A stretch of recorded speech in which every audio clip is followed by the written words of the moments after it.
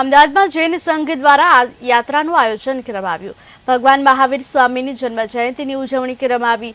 આદિનાથ દિગંબર જૈન યુવક મંડળ દ્વારા આયોજન કરવામાં આવ્યું। યાત્રામાં 1000 ટુ વ્હીલર, 40 ઓપન જીપ સામેલ થઈ 10 આઈસા ટેમ્પો સાથે 150 ફોર વ્હીલર પણ જોડાયા। અહિંસા પરમો ધર્મના ઉદ્દેશ્ય સાથે યાત્રા કાઢવામાં આવી। જોકે યાત્રાનું આયોજન કરવામાં આવ્યું હતું। અહિંસા પરમો ધર્મના ઉદ્દેશ્ય સાથે યાત્રા કાઢવામાં આવી હતી। જોકે 150 ફોર વ્હીલર પણ આ યાત્રામાં જોડાયા હતા। 1000 ટુ વ્હીલર પણ યાત્રામાં જોડાયા હતા। જૈન યુવક મંડળ દ્વારા સમગ્ર આયોજન કરવામાં આવ્યું હતું। ભગવાન મહાવીર સ્વામીની જન્મ જયંતિની ઉજવણી કરવામાં આવી હતી। અમદાવાદમાં જૈન સંઘ દ્વારા યાત્રાનું આયોજન કરવામાં આવ્યું હતું। ભગવાન મહાવીર સ્વામીની જન્મ જયંતિની ભાવભેરપૂર્વક ઉજવણી કરવામાં આવી હતી।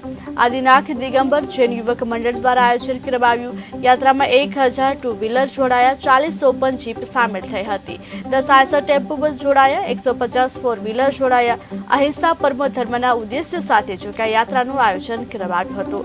આ યાત્રામાં 1000 જેટલા ટુ વ્હીલર પણ જોડાયા હતા અને સ્વામી ભગવાન મહાવીર સ્વામીની જન્મ જયંતિની ઉજવણી કરવામાં આવી હતી। ત્યારે અમદાવાદમાં જૈન સંઘ દ્વારા યાત્રાનું આયોજન કરાયું હતું।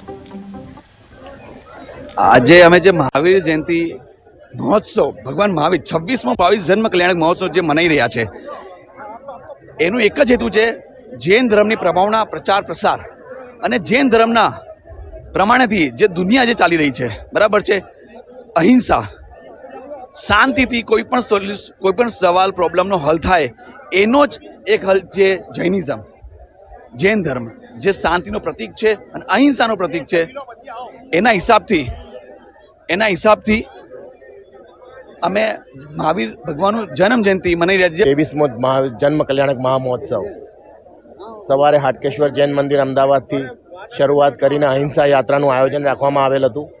30 જેટલા મંદિરો પૂર્વ વિસ્તારના આ રેલીમાં જોડાયેલ હતા।